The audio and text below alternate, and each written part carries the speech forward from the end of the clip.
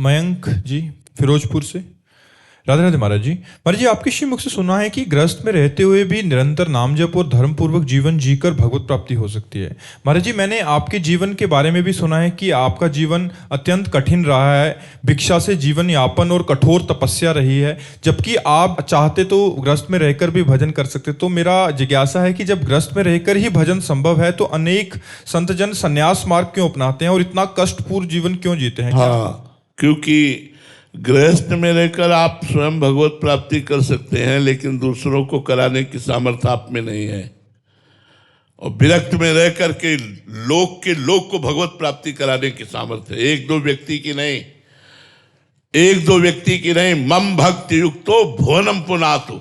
लोक को, पूरे भारत को भगवत प्राप्ति कराने की सामर्थ्य होती है। उनकी शरण में आ जाए, उनकी आज्ञा का पालन करे तो निश्चित भगवत प्राप्ति हो जाएगी। तो इतना कसा जाता है जो संत को, वो इसलिए लोक कल्याण के लिए, लोक मंगल के लिए कसा जाता है कि मेरा भक्त बन करके हजारों को भक्ति प्रदान करेगा, हजारों को भगवत प्राप्ति कराएगा, इसलिए कसा जाता है। नहीं, भगवत प्राप्ति तो बहुत सहज है। जो एक भगवत प्राप्ति बहुत कठिन है ऐसा रख दिया गया है, ऐसा नहीं है। भगवत प्राप्ति बहुत सहज है। आप अपने घर में जो काम करते हैं, किसानी, व्यापार, नौकरी, उस कर्म को अच्छा कीजिए, बेईमानी मत कीजिए, घूसखोरी मत कीजिए, अधर्म मत कीजिए, कोई भी कपट मत कीजिए, ईमानदारी से अपने कर्तव्य का पालन कीजिए और राधा राधा नाम जप कीजिए। और जो भोजन है वो भगवान को अर्पित करके पाइए। कभी संत महात्माओं का सौभाग्य बन जाए पवाने का, उनको पवा दीजिए, हो गई भगवत प्राप्ति। आप निश्चित, जब आपका शरीर छूटेगा आपको भगवत प्राप्ति हो जाएगी। लेकिन संत जन इतना कठोर तप करके भगवान का भजन करके ऐसे बन जाते हैं कि दर्शन मात्र से पवित्र कर देते हैं। संत दरस जिम पातक टरई, चलते फिरते तीर्थराज प्रयाग हैं। मुद मंगलमय संत समाजू, जो जग जंगम तीर्थ राजू। जहां से निकल जाए वहां के वातावरण को पवित्र कर दे, अपनी वाणी से लोक को पावन कर दे। इसलिए भगवान अपने संतों को कसते हैं। इसलिए विरक्त भाव से जो भजन करते हैं वो मम भक्ति युक्तो भुवनम पुनात सातरति सा लोकांतार्यति। वो स्वयं तर जाते हैं और लोक को पावन कर देते हैं। इसलिए गृहस्थ ऐसा नहीं कर सकता। वो तो अपना ही कल्याण कर ले, यही भगवत प्राप्ति कर ले तो बहुत बड़ी बात है। लड़का बच्चा पत्नी के मोह में फंसा हुआ कितना समय भगवान को दे पाता है, आप लोग देख लीजिए।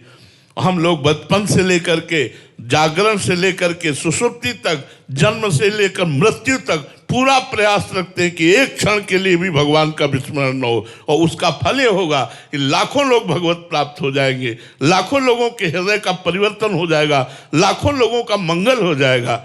इसलिए भगवान संत को कसते हैं और ये संत मार्ग जगत पावन के लिए है। महाराज जी, संत जीवन और गृहस्थ जीवन के बारे में चर्चा हो रही है, तो महाराज जी इसमें क्या कठिनाइयां हैं और क्या सुविधा है और उसमें क्या कठिनाई यार, जिंदगी पूरी। अब हम कैसे तुमको बताएं। जब 5 किलो अन्न पाने की जरूरत थी तो 5 कवल अन्न नहीं मिला। 5-5 दिन, 7-7 दिन भूख से व्याकुल होकर बालू खाई। संसार की तरफ आकर्षण था तो संसार नहीं, गंगा का किनारा, वही झाड़, वही बालू, वही गंगा जी। क्या हृदय में माँ का प्यार हमें नहीं चाहिए? क्या हमें पिता का प्यार नहीं चाहिए? क्या हमें संसार का सुख नहीं चाहिए? कुछ नहीं, सब में आग लगा करके पूरा जीवन ऐसे, तब वो जगत पावन करने वाला जीवन बनता है। और गृहस्थी में जब तुम्हें भूख लगी भोजन पा लिया, जब तुम्हें काम सताया पत्नी है, जब तुम्हें मोह सताया पुत्र है, जो तुम्हें मनोरंजन चाहिए रुपया है, सब। तो बहुत जमीन आसमान का अंतर है, बहुत जमीन आसमान का अंतर है। कोई खिलवाड़ नहीं, बाबागिरी। जो संत मार्ग वो खिलवाड़ नहीं। हाँ, बैलेंस बना के चले वो बात अलग की बात है, लेकिन अगर असलियत में संत मार्ग में चले तो खाड़ की धार पर चलने की बात कही। भूख से व्याकुल होकर बालू खाइए, बालू। तब एक संत का मर जाओगे, तुम्हारी आंतें कट जाएंगी अगर ऐसे रहोगे। संसार से नहीं मिलना, किसी के घर मांगने नहीं जाना, मुझे गांव में नहीं घुसना, बस एकांत गंगा का किनारा 20 वर्ष।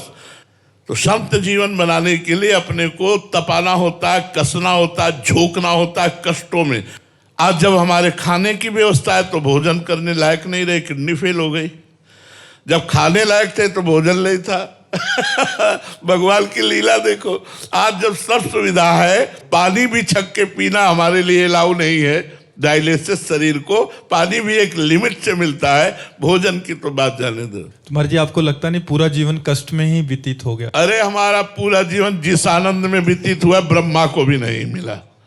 ब्रह्मा को ब्रह्म पद में भी आनंद नहीं मिला होगा जो आनंद हमें मिला। ये तो बाहरी कष्ट है, माया जनित। प्रभु ने मुझे जो आनंद दिया वो ब्रह्मा को भी आनंद नहीं, क्योंकि ब्रह्मा को भी चिंता है सृष्टि की, मुझे पाई भर चिंता नहीं थी। चाह विटी चिंता विटी, मनुआ बेपरवाह, जिनको कछु न चाहिए वो साहन के साह। महाराज जी अंदर का आनंद क्या होता है महाराज जी? एक गुलाब जामुन तुम्हें खवावे, पूछे कैसा लगा, बोले मीठा लगा। कितना मीठा लगा? बहुत मीठा लगा। इसके बाद कितना बहुत मीठा लगा? तो कहोगे खा के देख लो, तो आप शिष्य बने हो, भजन करो, अंदर जान जाओगे। अंदर के आनंद को शब्दों में व्यक्त नहीं किया जा सकता। आप कर सकते हैं कोई, आप ये कह सकते हैं बहुत अच्छा लग रहा है, बहुत आनंद है, लेकिन कैसा है?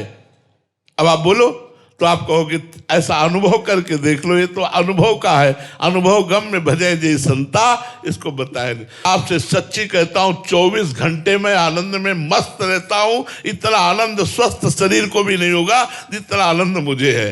ये मुझे शरणागति का, भगवान की चरण शरण का प्रताप है, नहीं तो कुछ नहीं है। मनुष्य जीवन में हमारे पास कुछ नहीं है भगवान के सिवा, उन्हीं भगवान का ये प्रताप उदय हुआ है।